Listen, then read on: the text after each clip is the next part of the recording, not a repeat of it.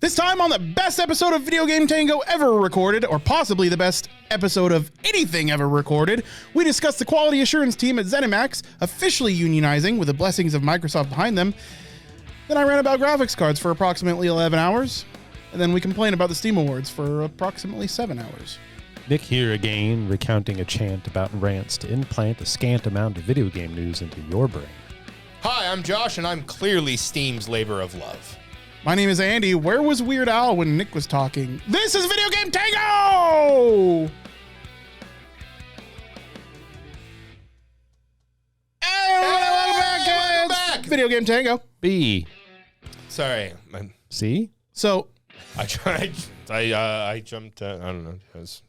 the news this week is Hello, everybody. it's fucking garbage, and it's going to reflect in the quality of our podcast. The quality meaning of our intro. that it's going to be really fucking good. So listen here. Exactly. It's Listen up.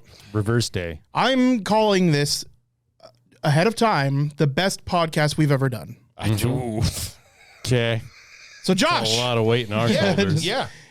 you've got news for us. I do have a little bit of news. I heard this is the best article that's ever been written. It is. I mean, it's a Medium article. I mean, it did come from the Associated It's only the Press, second best article ever written, but it's know. part of the best podcast ever done. Yes. So that's. I mean, it balances out. Median. It doesn't balance out. It makes the article number one. I'm like, we are literally taking this is AP, Associated Press. Who knows who that is? Nobody does. Nobody. Add a little bit of VGT spice to that, and you have the world's best article. That is very true. That is It's very like true. the I feed agree. guy that's in every I rap agree. album. Yes. So, guys, in video game production, who would you say is often overlooked, overworked, and underpaid? Who would you say stands who's the most? Greg Like- over in financing. McDonald's. Which set of employees would you say is the most Quality issuance. Bam, Eschwitz. bingo, I know the bingo. answer, so I can't. I mean, that's. I'm waiting very for you to true. say it. I was honestly hoping for honest opinions, but QA, man. It is QA QA. play testers, yeah, 100%. QA play testers. Now, a group of nearly about 300 of them Spartans. just unionized at ZeniMax Studios. They have voted to join the Communication Workers Association Union, which is actually a rather large national union. Yeah, the same union that Ravensoft joined. So, but this is the largest union with 300 people. It's the largest union to form in the video game industry. Yeah. And what's really the biggest deal about this, I feel like, is that Microsoft kept their word. Yeah.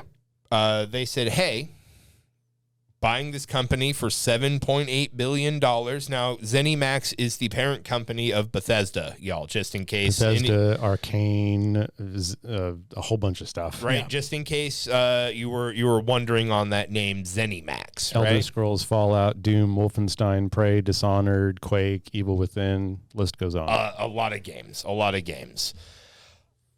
So this was bought for, I think a year and a half ago. By In 2021, Microsoft. yeah. So they said, hey, if you're forming a union, we're not going to stand in the way of that. And they were actually forming this union before the buy. So Microsoft could have made them start the process over, stand in the way, pull a Starbucks, be a real Starbucks about it. Instead, they just let them do the thing. Yeah. Now, so a lot of times these play testers, they have in this particular Maryland studio where this is happening, where the majority of these people work. Some of these playtesters live and have to commute literally for hours, Yeah. 2 to 3 hours, because they can't afford living near the studio. They have to work a second job. Now, you listed a rather impressive list of titles. They don't know when the crunch ends, because literally as soon as they're done working on Starfield, they're starting testing on the next Fallout, on the next Skyrim, on the next Wolf, right? So there is no end to the crunch. This is a AAA studio. They don't stop crunching. This is good news. This is good news, both for people making the games, obviously, because they're going to get some protections. They're going to be able to have a say in their work hours and their pay. That's good news. But I feel like this is also a lot of good publicity for Microsoft when they really right now. want something. Yeah. Yeah. It was a good choice. I mean, It was a good, yeah, no. And at the end of the day, I hate learning that a game that I bought and paid for came from 80, 90, 100-hour crunch weeks. Yeah. Like, it just makes me feel sick inside that, like, you know, I'm adding to that culture. So the more unions we can get, you know, it's just a good thing. I don't mind if games take longer to make. Don't force your employees to work slave hours just to come out with a game when your advertising marketing team told everybody it would come out at, you know. The nice thing is like Microsoft looks like they've been at least in support of their employees in their effort for unionization for quite some time. I'm going to read directly from the article here. Microsoft's legally binding neutrality agreement, which is an agreement they had made previously before discussion about the acquisition of Activision Blizzard, specifically applied to Activision Blizzard workers after the closing of the merger. But it also reflects Microsoft's broader principles on handling unionization, which is still uncommon in the tech and gaming industries. Dayberry said, that's part of the effort to unionize here, said Microsoft's neutrality promise gave workers confidence that there wouldn't be any retaliation or union busting, which there has been none of. Microsoft's green light allowed the ZeniMax union certification to go through a third-party arbitrator rather than the lengthier process typically overseen by the NLRB. A weeks-long election period ended on December 31st and was formally certified Tuesday. Microsoft said in a statement that it recognizes the union. They definitely have stood by their word all along, said CWA spokesperson Beth Allen. It's pretty momentous. Momentous. Microsoft is an outlier in the way tech companies have been behaving. So this is coming from Beth Allen, who is a spokesperson for the Communication Workers of America, who deals with the unionization in this space, and to get the essentially applause from her in the way that Microsoft's been handling the dealings is pretty big. I mean, that's a pretty good kudos. Yeah, you know, that's solid. I mean, it's solid. When just to put that in a quick comparison with something like, say, Amazon, where they literally paid the town to change the length of a stoplight. So that people couldn't approach the cars of the people exiting the compound. Yeah. I mean, when you think about it, something like that, it's crazy. And has weirdly Microsoft have they gone bankrupt? No, did they lose? Have they lost? Have they lost profit by letting these people have a say? I think it's a combination of things. Amazon is big enough that they have the fuck you money, right? So they can afford to fight unions because there's no way they're going to lose. On another hand, we have stuff like Raven Software and all the unionization they did for the QA testing for, what was it, Blizzard Activision? Yeah. Part of me wonders how much that had an influence on Microsoft allowing this union to go through without speed bumps, because they saw how poorly it reflected in the public's eye what Raven Software had to go through, right? So regardless of that affected or not, maybe Microsoft's just saying, you know what? We've seen this be going south. We see Starbucks is unionizing and all these things. Let's just let it happen and not be yet another big company who looks like a bad guy. I'm sure they had some kind of risk analysis, cost analysis of all this, how all this worked, and it probably just wasn't worth it for them in the long run to fight it. Otherwise, they may have, right? They are at the behest of their stockholders. So if it benefited stockholders, they are required to fight unionization. Unfortunately, that's the way that works in this fucked up situation that we've got here, where these big tech companies are allowed to fight tooth and nail because it benefits the stockholder, right? I feel like in a lot of cases though it's a short-term fucking benefit. But big business only looks at short term. Let's pretend that they looked at long term, which they don't. Let's clarify real quick. Short-term benefit for Microsoft or for the union? No. In most cases, when they're denying and fighting a union, they're looking at what amounts to a short-term loss. They're spending equity and money Dan. I think his name is Dan Price. Pays every person who works at his company $70,000 to start. To start. Yeah. he has not gone out of business. His His worker, he's expanded his business. It goes to show, if you pay your employees well, if you give them a say in their work hours, if you treat them like an asset and a value rather than a replaceable cog or a disposable commodity, they care more about your business, and then your business makes more money. Yeah. And I feel like right now, Microsoft is like, they are especially trying to earn Boy Scout points and like keeping their word. But long term, this is going to make them money because they are going to have, because better people are going to want to work there. Well, and their retention rates are going to stay higher. Their employees are going to be happier. Exactly. Their employees are going to be happier. Their employees are going to care more about the product because it's like more people are going to want to work there. This is a lot, like, in the short term, it may cost some things, but long term, this is going to lead to a better product and happier employees, which make a better product. That's just, let's be honest, happier employees make for a better product. Yeah. I think if we zoom out, we have to acknowledge that the people who run these companies at these levels, it's easy to vilify them and make them look stupid. Like, why wouldn't you just let your employees be healthier and happier and this kind of stuff?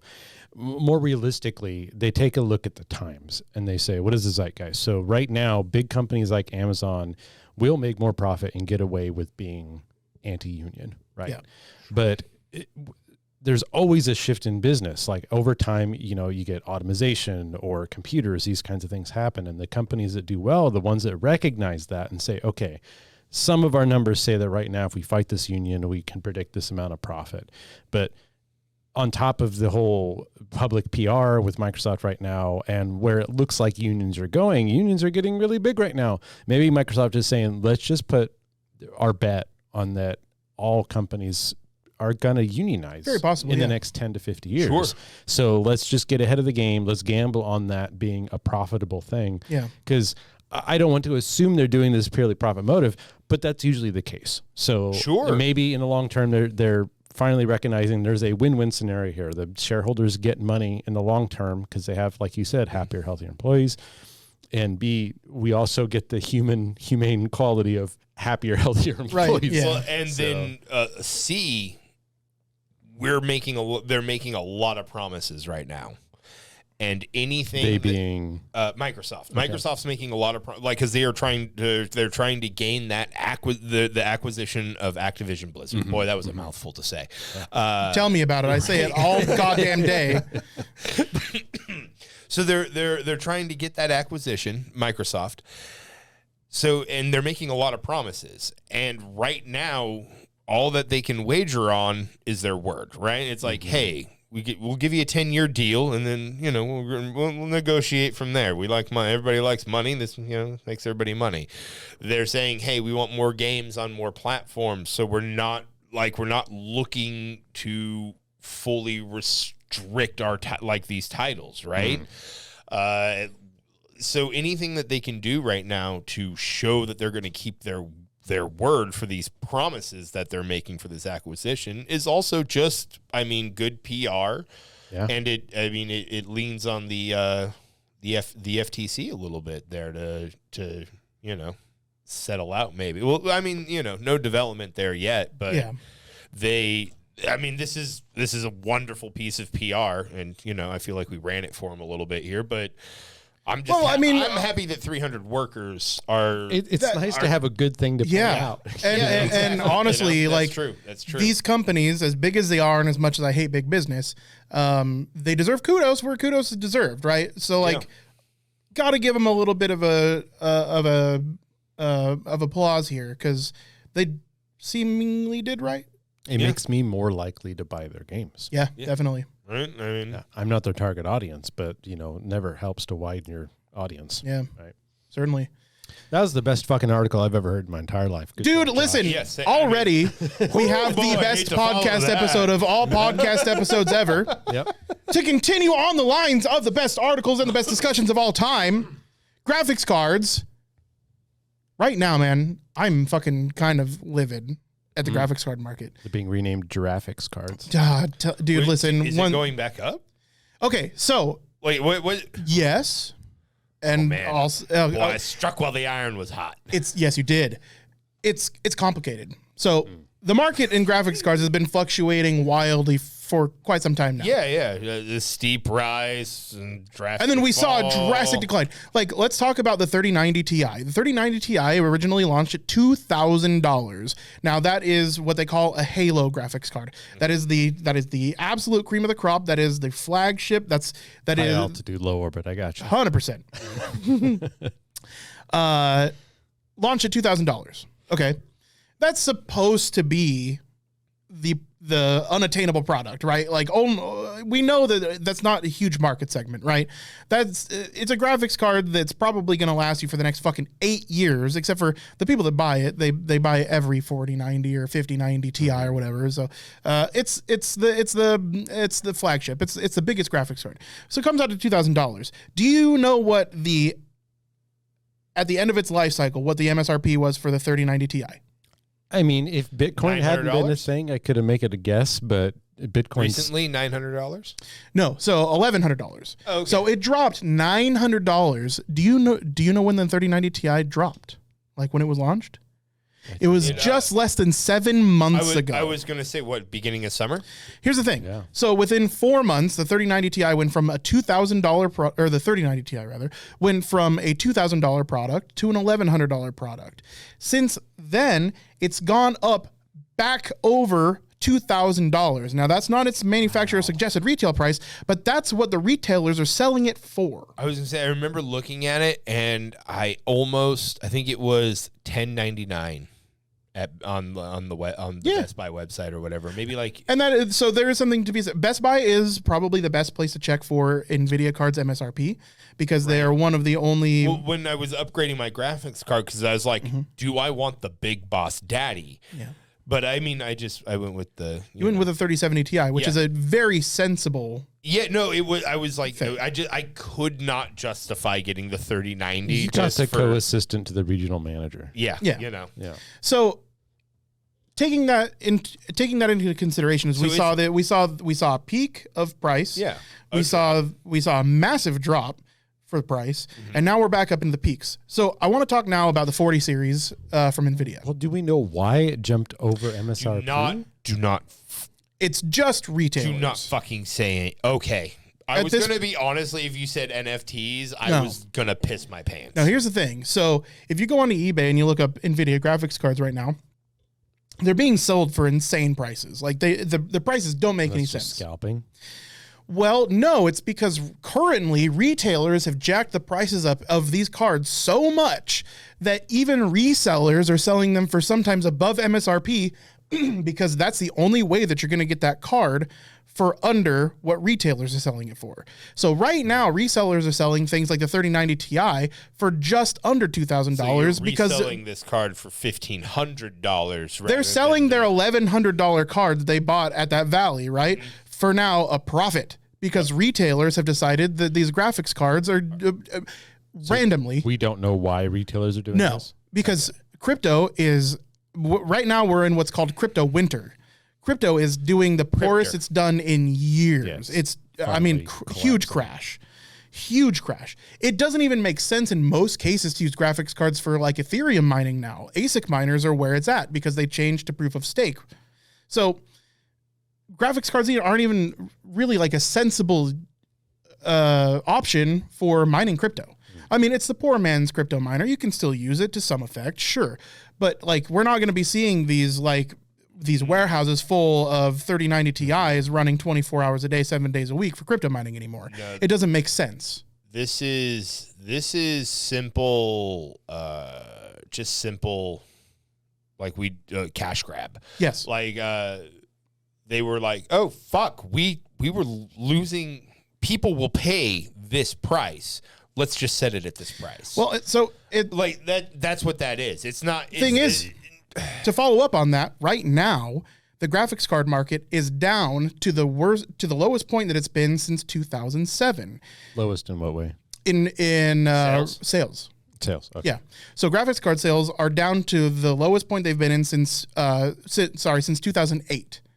They're down 47% from last year. Well, technically year before last, because we're talking 2023 now. But this is baffling. I mean, we got retailers jacking the price for seemingly a reason we don't understand, combined with the lowest sales. Seems the opposite of what should be happening. Combine that with the fact that, okay, so NVIDIA comes out, they come out with the 4000 series, and on their announcement, they say, we're going to come out with 4090. That makes sense, okay? 4080, that makes sense. They usually do their 2 flagship cards first. But they're going to come out with 2 4080 models. They're going to give you the 4080 16 gig variant, 16 gigs of video RAM, and the 12 gigabyte variant. Now, it's not uncommon for NVIDIA to do that, to have 2 SKUs of the same generation. So they've had 1660, 1660 Super, 1660 Ti, et cetera, et cetera, et cetera. It goes ad nauseum. Yeah. But the 4080 is kind of weird. It's a weird spot to have multiple SKUs. They don't usually do it in the upper echelon. It should be the bottom one. Yeah, usually they do that for the lower tier cards. Yeah, so that you can. It's like, well, I can only get the 60, but I got the Super. You know, and it's mostly just to make sure that they're controlling all different price brackets in the market. Exactly. In this case, though, it's really weird because they're actually using a different GPU die in the lower VRAM 4080. That's something that they've never done before. It's got less CUDA cores. It's got a different GPU. So the graphics card market, not just the virtual RAM that's different. It's not, yeah. Which is the naming scheme that they were going to use was 4080 16 gig and 4080 12 gig, but it is actually a different die and it is actually different RAM. People caught on to that really quickly. And NVIDIA course corrected and said, okay, we're only going to put out one 4080. And then the graphics card space said, well, sounds like that's probably going to be our 4070 Ti. That's exactly what happened. 4070 Ti launched this week. 12 gig. It's the 4080 12 gig.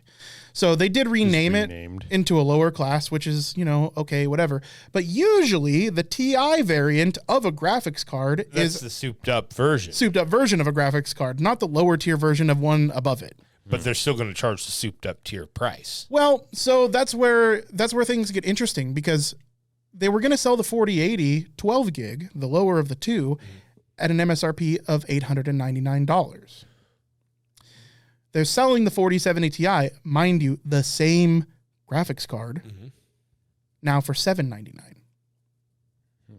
Now, it's always been known that graphics cards have been a fairly low margin item. These companies don't make a ton on graphics cards.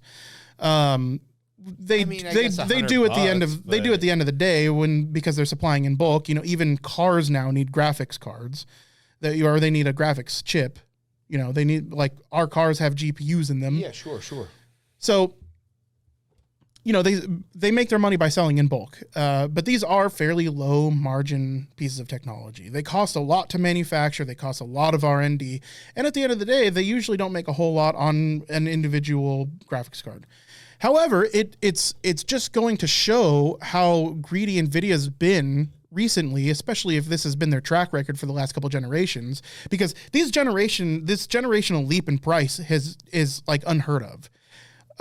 Normally you'd be seeing, generationally speaking, an MSRP similar to the graphics card series. So you had the 1080 and then you had a 2080, and you'd see like maybe a little bit of an increase, of $50 increase or maybe $100 increase in MSRP. And then the next generation would be, within $100 usually of it. Sometimes it would drop. Like in the case of the 10 series, the 1080 Ti costs less than the 980 Ti the generation before it. So it was usually, pretty much on the same path. Okay. And you could always expect to pay within $100 of what the last graphics card tier was for your next upgrade.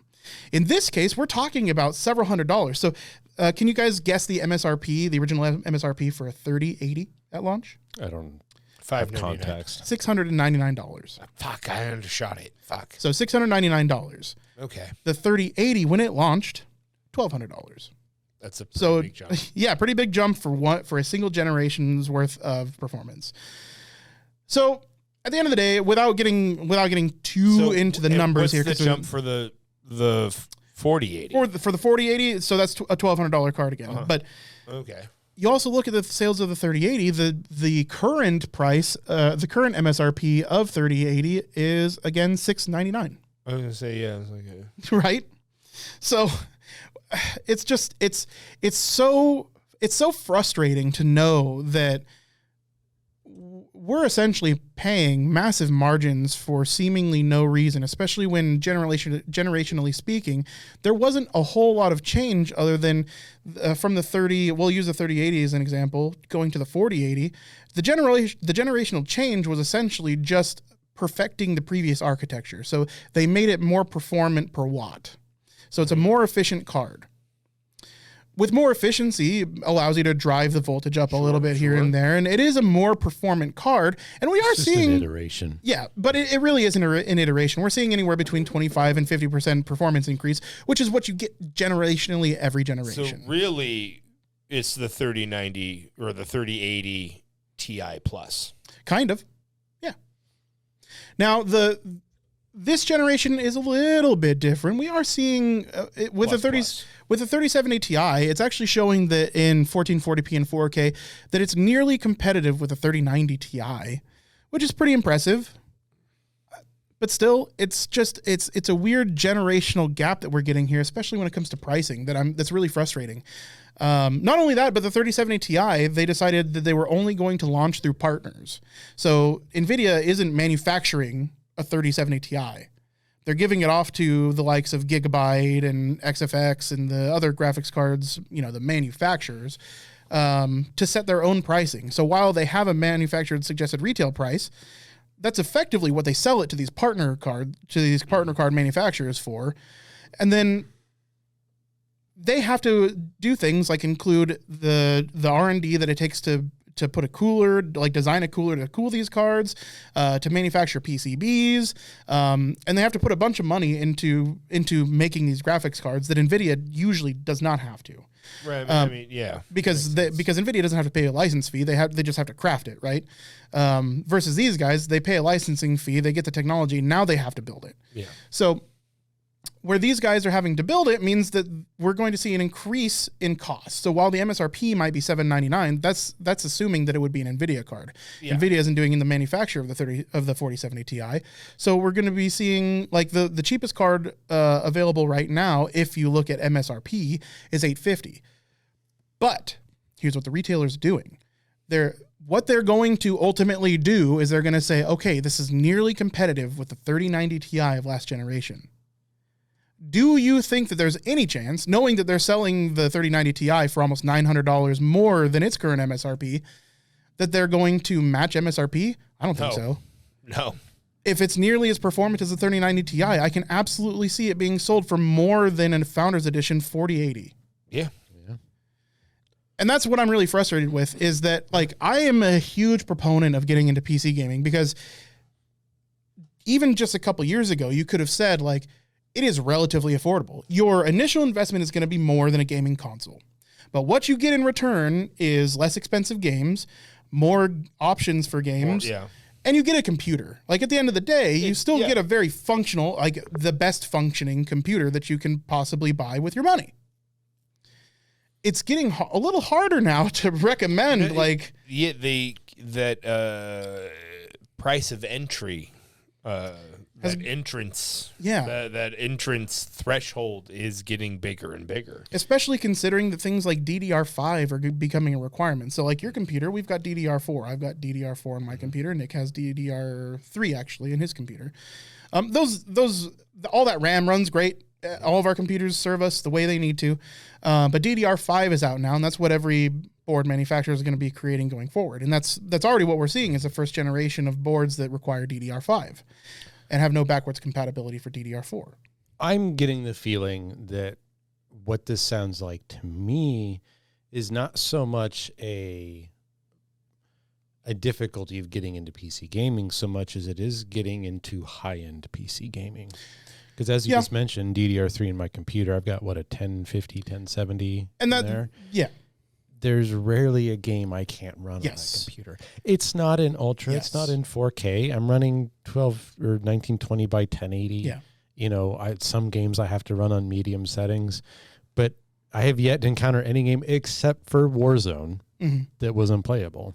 Yeah, for a 1050 Ti, Warzone is really not up to snuff. So I think, if anything, mostly so, this isn't the only case, but it just sounds like high-end PC gaming is getting, unfortunately, ludicrously expensive. Well, the unfortunate thing is we can see that like the launch of the RTX 3050 in the last generation, that's supposed to be, like we talk about the 1050 Ti, that is supposed to be the most entry level, the 50 series is supposed to be the most entry level of enthusiast gaming graphics cards. You're expected to play at 1080p at reasonable refresh rates, and that's what the 3050 delivered us. 3050s are still going for $350 plus, where that market segment used to be $150, maybe $200. Yeah. So it is getting harder to get into any kind of enthusiast level gaming. What I do recommend, and this is how most of us are getting parts at this point, like just because I tend to be the Santa Claus, the Santa Claus of PC gaming, is going used. There is nothing wrong, especially with a bevy of graphics cards that are being sold used and locally. So use your Facebook Marketplace, use Craigslist. Meet the person in a public place, or if it's at their home, that you're taking a little bit of a risk there, but that's what I prefer to do, is meet the person at their home and request that they use it. So if I'm going to buy a graphics card, I want to make sure that it actually displays. And I'm not going to ask them to do fucking graphics tests and stuff like that. I don't want to see burn-in, whatever. I just want to see that it runs. If it runs, that's good enough for me. It's no longer sight unseen. I've seen it practically run something. We're good to go. Here's your $180. Yeah, and with as little hardware knowledge as I have, if you see a graphics card running and they boot up and things are working, the chances of it like lemoning out on you in the next 6 months pretty low. Yeah, like it's either working or it isn't. And then even, dude, grab mining cards while you can, because especially because right now where it looks like it might be a stopgap. There's a guy locally that I'm thinking about buying from, because he's got 5 6700 XTs that he's selling for $150. That's a Radeon, that's AMD graphics cards. And I'm looking at that and I'm thinking, I might just buy like 3 graphics cards, like slap that in everybody's systems. That'd be a hell of an upgrade for Nick. That'd be an upgrade for most of the other tertiary rigs that we've got here. So, solid performer. So what I have to say on the topic is I think while it's harder to get into enthusiast level gaming and it's harder to recommend buying these parts new, especially being in the current circumstances we are, check out the used market, like especially for a graphics card. Maybe buy everything else new. Everything else is relatively. I got some stuff new, but I also got some stuff used. So Mike's graphics card, that's used. 1080 Ti runs great. Your graphics card, that's new, but the one that you were using previously, the 1070, used, runs like a champ. Yep. I've got another 1070 used, runs like a champ. Nick's 1080 Ti used, runs like a champ. I mean, like, really, all these, like that 970 that you had before the 1070, used, works fine, runs like a champ, still to this day. Fantastic cards. So being that graphics cards run like they last longer than like ever before, don't have these massive overheating problems, and just work nonstop. Like that 660 Ti that was in Mike's rig that I bought in 2012, still running. Just buy used. Yeah. Pick up your GPU used. Grab a 3060 Ti on Facebook Marketplace for $325. Great deal. But yeah, that's kind of my rant. I'm really frustrated with the GPU market, being that they're throwing out lots of new graphics cards. We have new graphics cards from NVIDIA. We have new graphics cards from AMD. AMDs tend to be overheating and catching fire right now, but that's an old school joke. We're just waiting to happen. You check out the Reddit threads on these graphics cards bursting into flames. They're like, oh, AMD runs hot, But yeah, maybe don't look into the new graphics card segment. Like if you're looking for an upgrade and you're rocking a 1080 Ti, go pick up an RX 580 at Best Buy. They're $150 right now. Like even if you want to go new, pick that up. It's a perfectly adequate, 1080p, 1440p graphics card. Cool. That's all I have to say on that. Yeah. Sorry to take up so much time, but I'm just. No, it's worthy of a rant. Yeah, I'm very frustrated. Because I'm in the GPU market. I'm a couple generations old now. I want to fucking upgrade. You've been doing some Bitcoin mining. What is real life Bitcoin mining? Is that a Balcony Time podcast thing? I don't know. Real life Bitcoin mining, like where you go to the Bitcoin mines. Is that just like drudgery, minimum wage work? Yeah. I mean, I got a little bit of a rant. Yeah, so we recently on the best episode of Video Game Tango, or maybe even podcasting in general. I'm pretty sure that was the best rant of all time. Hey. Yeah, it happened. Hey. We just had the Video Game Awards, which we streamed, right? Yeah, we did. We did the Game Awards, and it was a clusterfuck, as they always tend to be. But I was kind of hoping Steam has their own Steam Awards. Yeah, they do every year. And I mean, you get old enough, you realize that all award shows are just masturbatory. Yeah, right? But out of all the categories of the Steam Awards, there was one that bothered me to the point that I wanted to rant about a little bit. It didn't bother just me. You gave me a little sneak peek earlier. You asked me, "What do you think labor of?" Okay, yeah. So I see the winner. Steam, one of their categories for their Video Games Awards is labor of love, defined as these games have been out for a while. The teams are well past their debut of their creative baby, but being the good parents they are, these devs continue to nurture and support their creation. These games to this day are still getting new content after all these years. The nominees were Dota 2, Project Zomboid, No Man's Sky, Deep Rock Galactic, and Cyberpunk 2077. So Cyberpunk won. Of course it did. And it bothers me because there's this dichotomy, right? We know it won because this was a user voted award. Yeah. The Steam users get to vote for these things. I think there is a little bit of logic that can be applied to it, but I'll let you finish. Okay. And in some categories, best come from behind, best rework, whatever. But the way they define labor of love, game's been out for a while. The team has put in a lot of effort to nurture and support their game and their players of their game. Cyberpunk 2077, in my opinion, is one of the worst games to pick as a nominee for this category out of any of the hundreds of games I can think of off the top of my head. If we run down the list of the games I'm familiar with, Project Zomboid has been going since 2011. How do you say it? 2011. Yeah, 2011. 11-1. The small team is like less than 25 people. I think, what is it? Something Rock, the Indie Stone. It's almost feels like a one-man operation, right? Project Zomboid is just like a pixel version of DayZ almost at this point. Yeah. No Man's Sky had such a comeback from their shoddy release and have had time to fix it that they made a documentary, The Internet Historian, The Engoodening of No Man's Sky.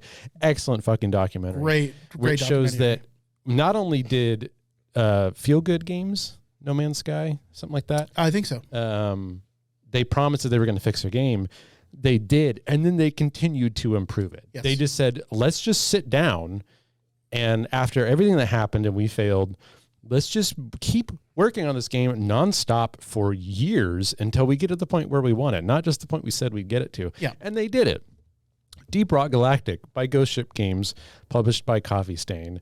Similar thing, 2017, 2018, they get picked up, they put this game out.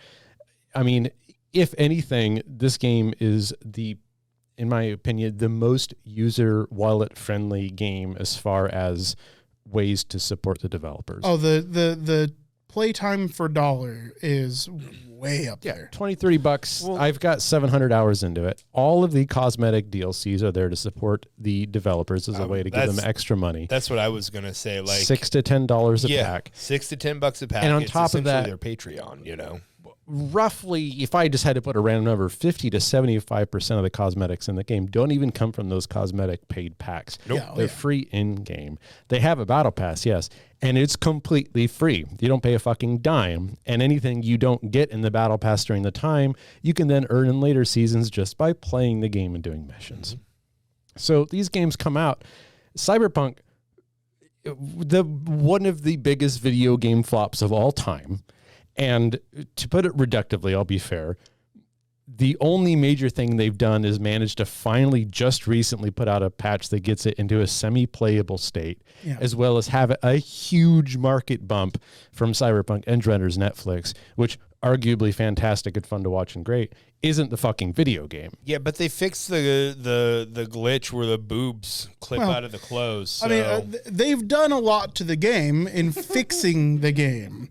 But is that a labor of love or is that a labor of necessity? It's a labor of necessity. I mean, as far as I was reading, people that were also writing about this, cops still pop in out of nowhere in Cyberpunk. They still do. The game still lacks a lot of the things they promised because they can't possibly deliver on it because, you know, they're done with development. Well, the only way to ride the tram, which was one of the biggest features they had in one of their launch trailers, was only implemented by a modder recently. So yeah, and it's just, I feel like if even more so, I know these are Steam user voted things. People like Cyberpunk.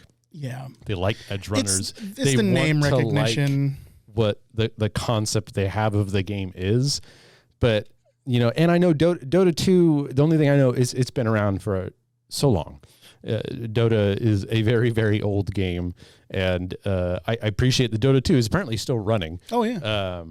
But yeah, it's still big in the esports scene. You know, No Man's Sky and Deep Rock and Project Zomboid are for the most part arguably indie games. Yeah. And for them to go so hard in the paint in their own unique ways to deserve something like this, and for Cyberpunk to get it after the shit show that it was, it just felt like it was a slap fucking in the face. corpo rats. Yeah, exactly. Other categories: Game of the Year, Elden Ring.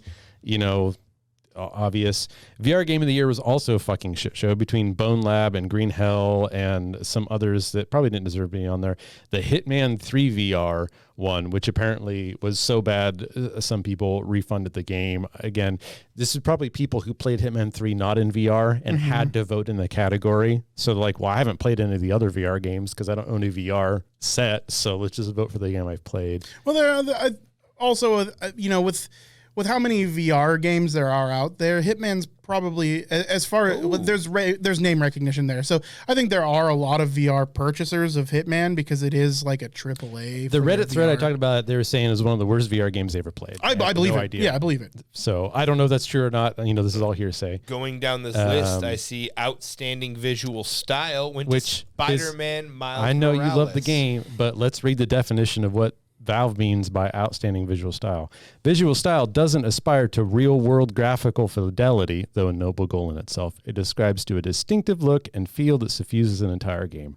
Can you look me in the face and honestly tell me that Spider-Man has a style that isn't just realistic compared to stuff like Cult of the Lamb and Scorn? So the Miles Morales one specifically had an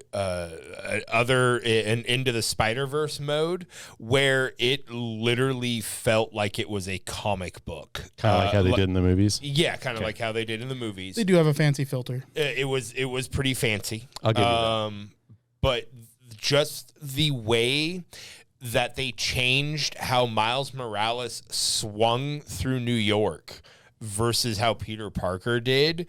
I mean, so for me, when I hear visual style, I mean, just how it looked and how some of the things were happening, those really stood out to me. And so I imagine most people were kind of voting with that in mind, because I'm looking at Cult of the Lamb. Scorn.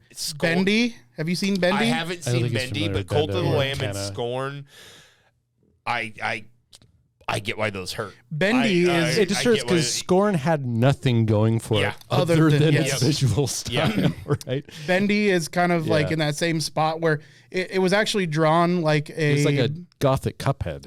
Kind of, yeah. Gothic Cuphead, but it's from the first-person perspective. So I see why that hurts, because, I mean, it's PlayStation Studios putting out the game versus, you know, a team of people. You know, and again, more than likely, this is a popularity vote. Yeah, a lot of people probably played Spider-Man more than they did kind of Bridge of Spirits or Scorn, that kind of stuff, which is fine. It's just, it makes me think, you know, again, most innovative gameplay, Stray winning.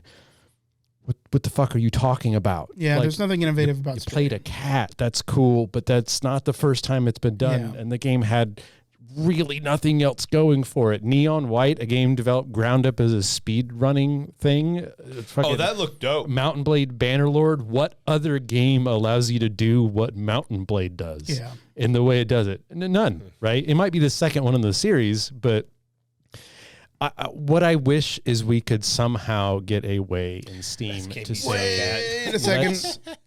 Was that best soundtrack Final Fantasy VII Remake? Yep.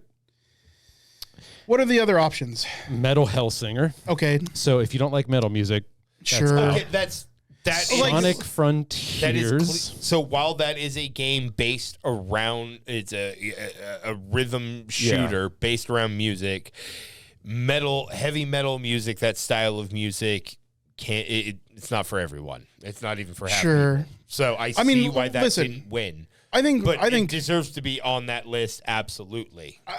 From this list, I it's hard for me to disagree with it because Final Fantasy VII Remake did have a really good score and a lot of original stuff too. Sonic. I mean, so I haven't heard the Sonic Frontiers. It's a weird choice. Stuff. Persona, I know, has always had really good, great music, jazzy music. And they got what looks like some kind of Hatsune Miku game, which if you're into J-pop and all that, sure. The Final Fantasy's music has always been a cornerstone of the game. You play it for... So are you guys agreeing with this one? Or? I haven't heard any of these soundtracks. It was a bit jarring. It makes sense looking at the other nominees. Well, okay, so hold on. Yeah. So Final Fantasy VII Remake had a really good soundtrack. I'm just kind of remake of the first soundtrack. A lot of it was, but there's a lot of original music. So the first soundtrack had like 40 songs. With the remake, it required 4 discs if you wanted to buy the albums. 4 discs. It's hefty. There's a lot of fucking music in FF7 Remake. And so much, like, there's one that I found to be so catchy, and it honestly felt raw and just like powerful that I made it my ringtone and also my alarm sound from when I wake up in the morning. So like, and that's the ready music for the Don Corneo arena, which I thought was incredible. When I heard that score, I was like, whoa. And I spent probably a good 20-30 minutes standing still in game, just listening to that soundtrack. It was fantastic, but I'm still just a little bit surprised to see it there. It's a little bit jarring considering that I figured, I don't know. It's a good soundtrack. I feel like.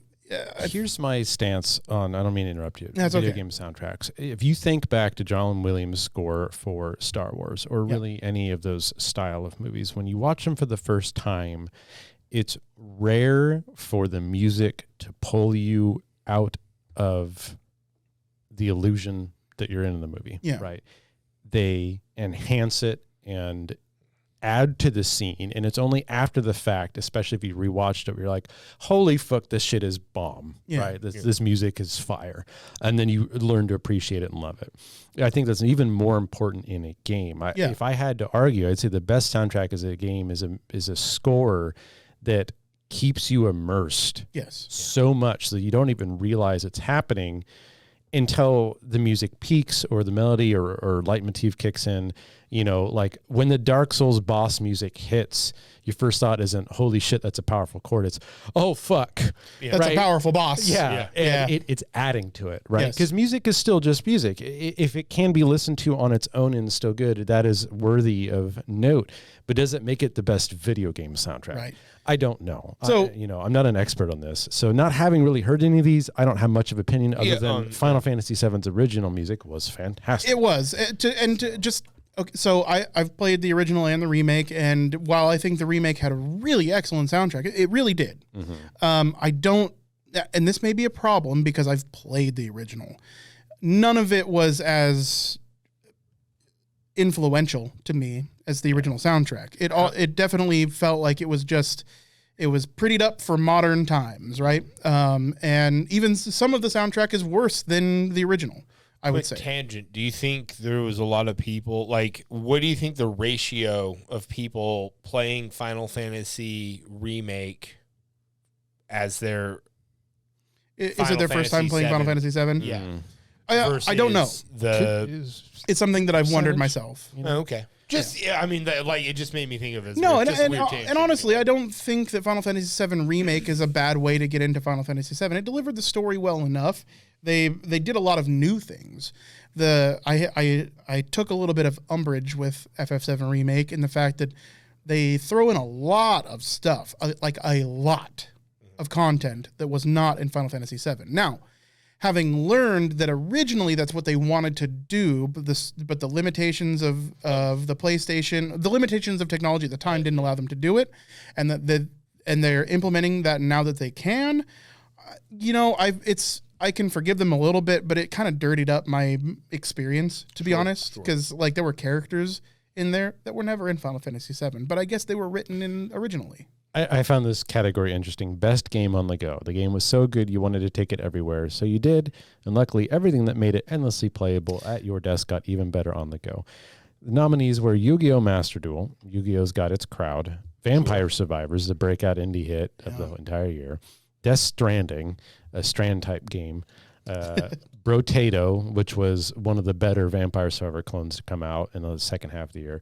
And Marvel Snap, arguably one of the biggest mobile games out right now, best reviewed games. Death Stranding won. That's really weird. Which tells me that did they votes from users who own Steam Decks and also picked up Death Stranding? Because I think about it, Death Stranding might actually be a really good game to play like on the Steam Deck. That's my thought too, is like, but it had weird competitors like yes. Brotato, as much as it's like a really good a bullet heaven, it's still a super fucking indie game. Yeah. Like how did it even get put up there against Death Stranding? And then like, what about all the other mobile games that were big besides Marvel Snap? I think so. Death Stranding is another AAA title. It's a Kojima game. Yeah, it could so it's got the name recognition. Voted for it because they're like, but I don't know what these other ones are. It's also been on sale for most of the year, and I could see I could see opening up my Steam Deck and thinking, okay, what do I want to play? Well, I got to get a new game. Yeah. And seeing Death Stranding, a AAA title that I've been meaning to play, still to this day actually, that I've been meaning to play. And saying, I'm going to pick up Death Stranding. That sounds perfect. It's got a really good rating for Steam Deck compatibility, and I'm just going to go with it. So I could see that. I mean, the most popular games on Steam Deck, according to Google right now, is shit like Hades, RimWorld, Apex Legends, Vampire Survivors. Oh man, RimWorld would be so fun to like take with me and like go places. Forza, like I'm really surprised Forza, Apex, Hades, Portal 2 didn't make it on that nominee list. Yeah, the fact that there's not a battle or royale on there. A battler on there. I almost wonder if Death Stranding won, not only combined with what you said, but just what a fucking weird nominee list for best game on the go. You know how like people get on the New York Times bestseller, like they will just buy warehouses of their so they're selling their own books or whatever. So it's like it's 2 weeks on the bestseller list because they bought 40,000 copies of like that's how like 95% of Republican authors, like when Tucker Carlson writes a book.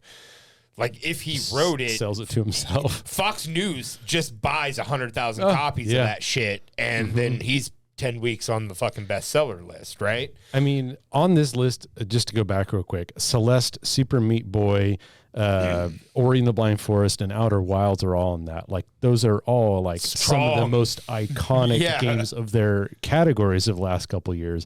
And just to not see them on that list, you know, maybe it's because these are only games that are 2022, but maybe, like Death Stranding, it's the director's cut. Okay, I can see why it's on there. Yeah, it's just weird nominees for that category. Maybe it's the year that the year requirement that's making it. It might be. You say that, but then we go back to Labor of Love. Project Zomboid has been worked on since 2011. Cyberpunk didn't come out this year. Deep-Rock didn't come out this year. No Man's Sky sure as hell didn't. But that one specifically has allowances for old games too. So yeah, I guess yeah. I don't know. Weird. I'd say this whole thing because I would love to see a Steam Awards where the users get to define the categories and the nominees are nominated by people who own the game in their library, and like maybe even have at least X amount of hours played. Aren't the nominees? No, because I was able to vote on these games even though I've never played them.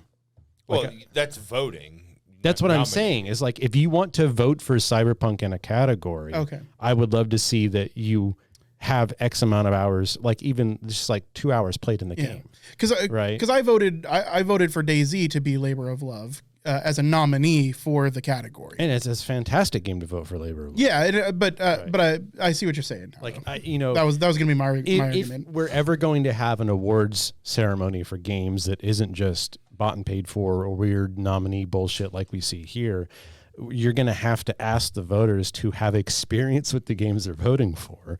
So I don't know if we'll ever get that. I would love to see it. You know, I don't know. I feel like awards, by their very nature, are corporatism. Yeah. In this setting, like unless This is a really good way for Steam to sell games.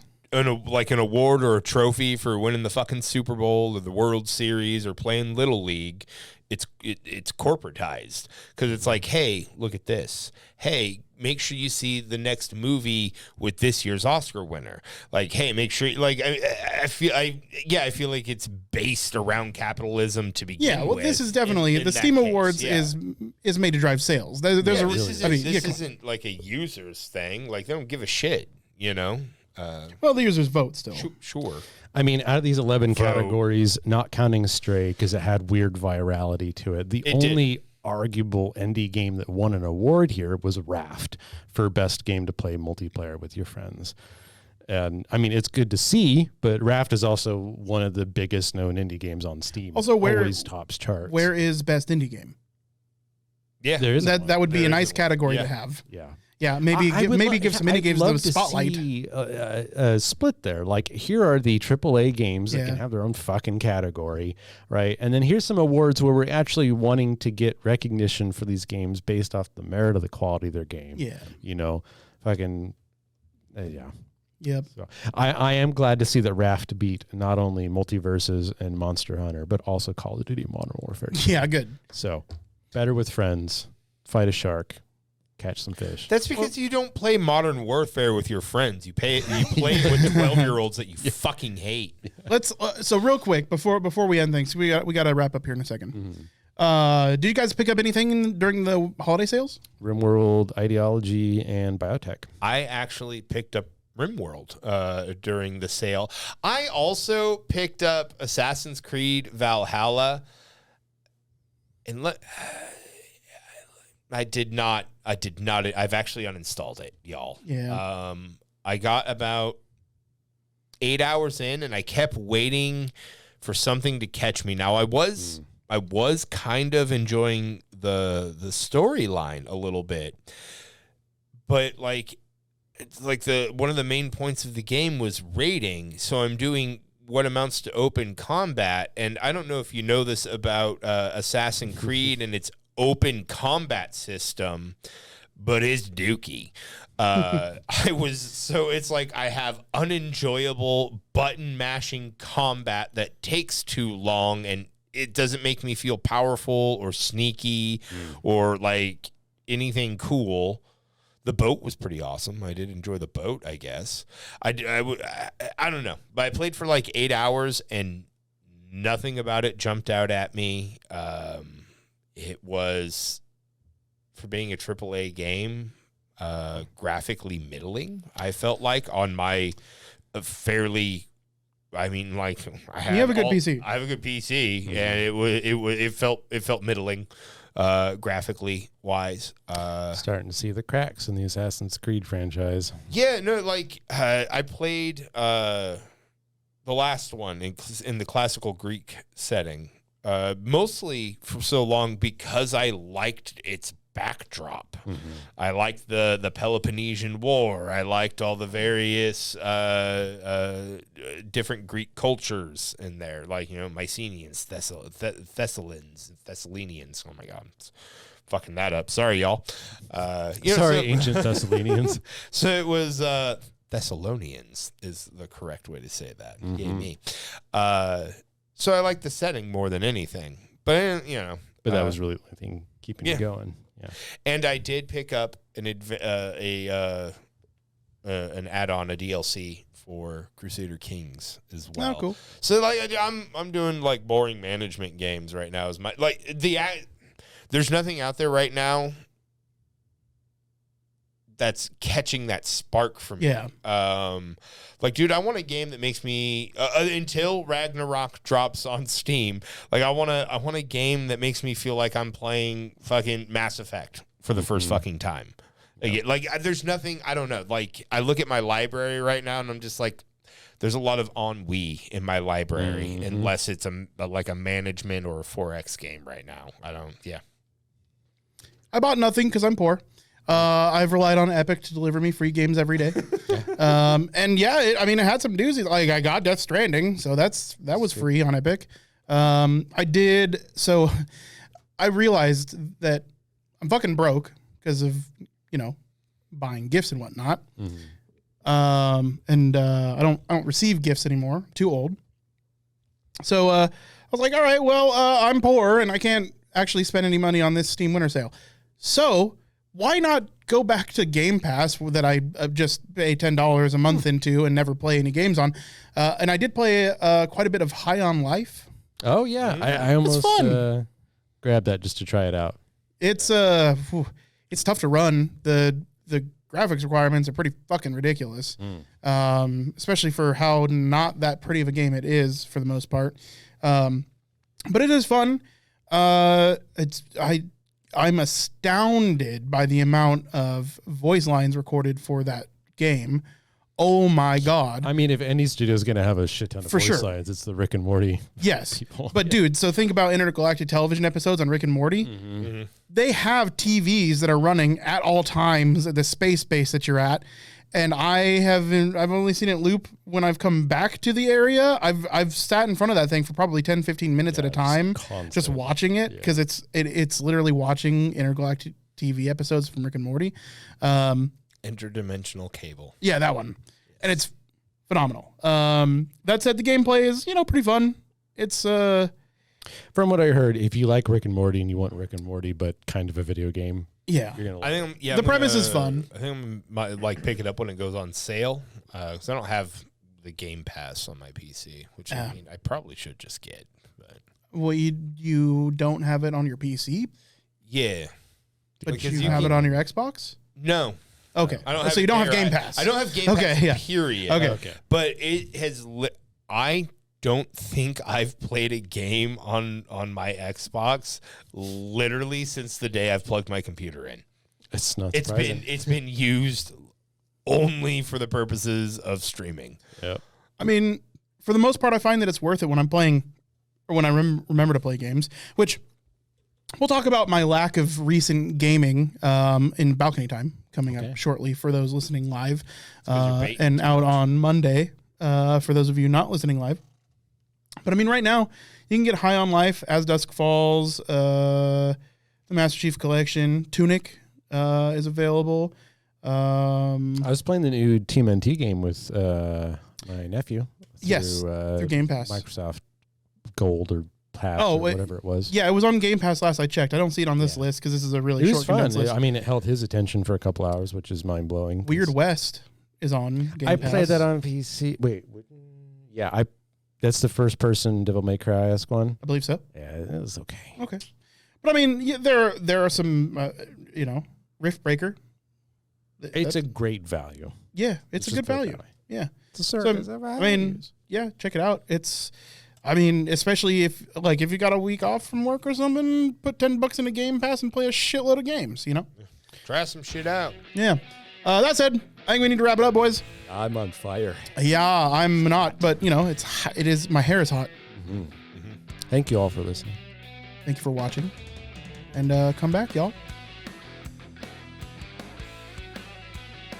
That was very pitiful. Yeah, it was terrible. Please come back, y'all. Hey, listen. All right, podcast's not over. Best podcast of all time. Yeah. Make sure you come back to videogametango.com. Make sure you go to twitch.tv/videogametango, youtube.com/@videogametango.